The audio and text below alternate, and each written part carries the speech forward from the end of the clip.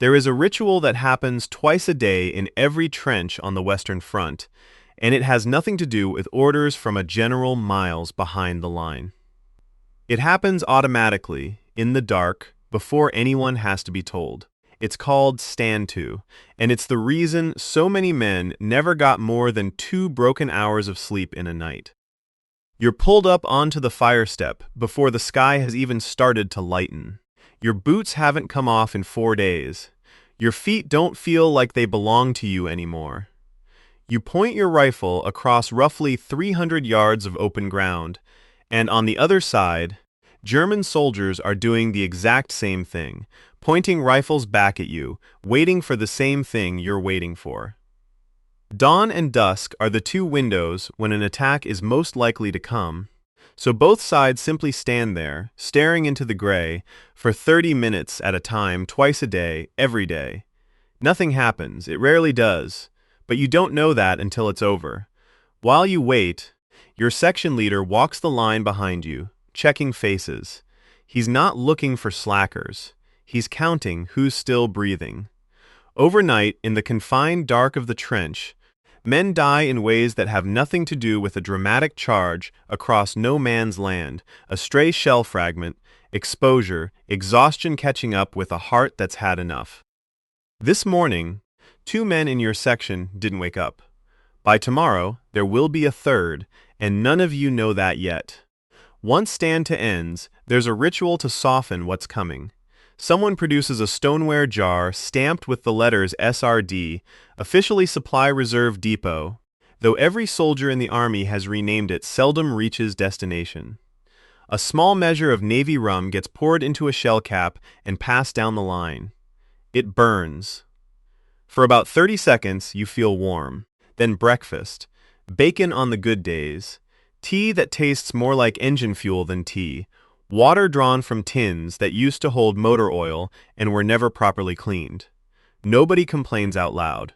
Complaining changes nothing. The morning inspection is the part nobody talks about afterward because it's the one that ages you the fastest. Boots come off for the first time in days. Feet come out pale. Soft in ways feet shouldn't be soft, cracking between the toes from being wet for so long without a break. This is trench foot, and everyone in the line has watched it happen to someone. Today it happens to a young private a few feet down from you. His foot has gone past pale into a color that means the tissue underneath is no longer alive. He's sent to the rear immediately. You watch him walk away down the communication trench, toward a hospital, toward what will likely be an amputation, and toward a life outside this war. And you feel something you're not supposed to feel watching a man lose part of his body, a flicker of envy. You look down at your own feet, still functioning, and for one brief, ugly second you consider standing in the flooded bottom of the trench and leaving them there long enough to do the same kind of damage to yourself. You don't do it. But you understand, in that moment, exactly what kind of thinking this place produces in otherwise ordinary men. The rest of the morning belongs to labor, filling sandbags, shoring up collapsing trench walls, bailing standing water, cleaning latrines. Nobody looks over the parapet.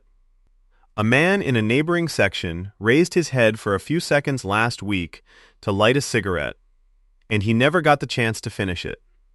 So you keep your head down and you work. By early afternoon, there's a strange, hollow stretch of nothing to do. Some men write letters home, though an officer reads every one before it's sent and crosses out anything that might help the enemy if intercepted, which means almost every letter says some version of the same 3 sentences. I am well. The food is fine. Don't worry. Other men play cards for stakes neither side actually has. Most men spend the quiet hours running a candle flame along the seams of their shirts, trying to live the lice living in the fabric. You stopped counting yours weeks ago. Then, sometime around mid-afternoon, you hear a voice. Faint, coming from somewhere out in no man's land. English words, a British accent. Someone is out there, still alive, and has been calling for help since before you noticed. Nobody knows exactly how he ended up stranded between the lines. A patrol gone wrong the night before, shelling from days earlier, it doesn't really matter. What matters is that he's close enough to hear, and no one moves to reach him. Not your section leader, not the officer. Nobody gives the order, and nobody looks at anyone else while they're not giving it. You learn his name later. Private Marsh, 22 years old. He calls for help for hours before the voice finally stops.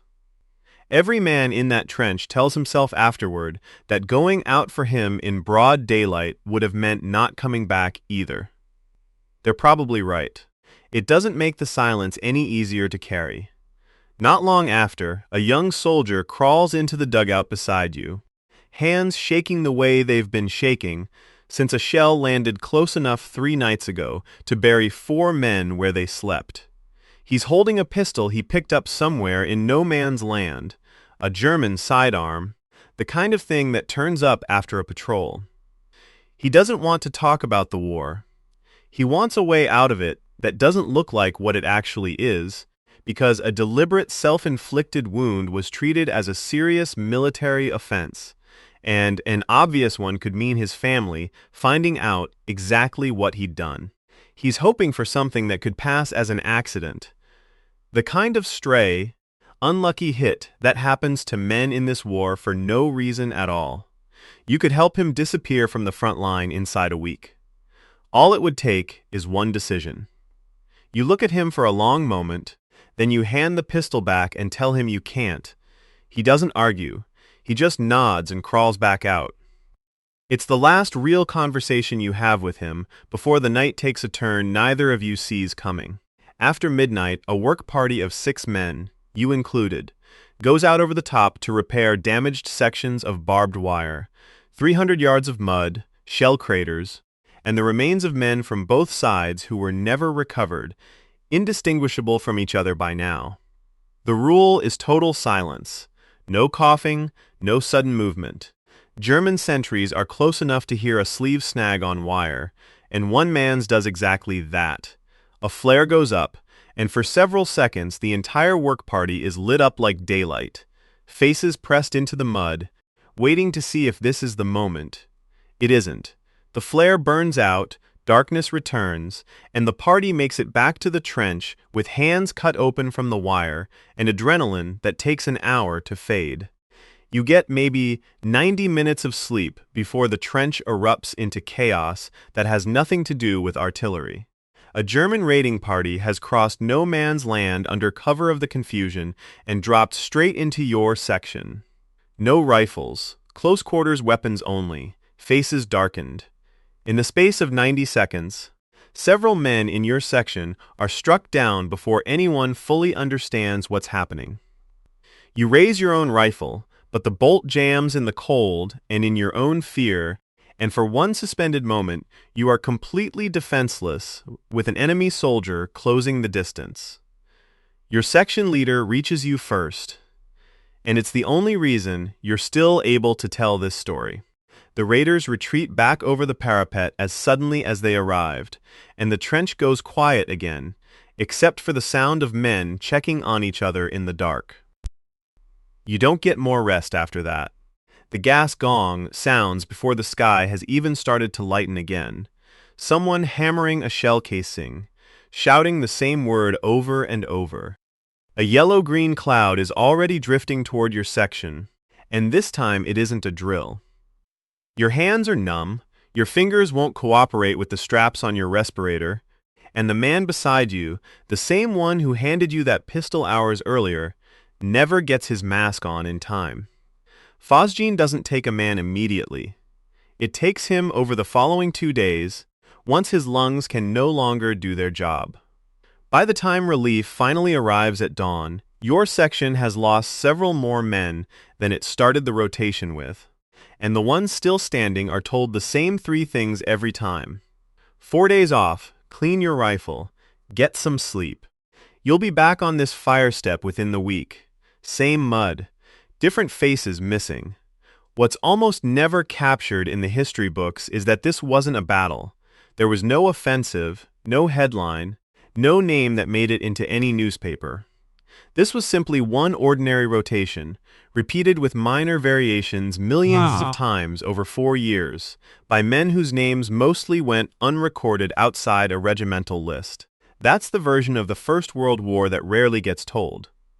Not the single dramatic battle, but the accumulated weight of an ordinary day, over and over, until it broke something in almost everyone who lived through it. If stories like this are the ones you want more of, the ones history tends to erase in favor of the big battles with names, subscribe. There's a lot more of this we haven't told yet.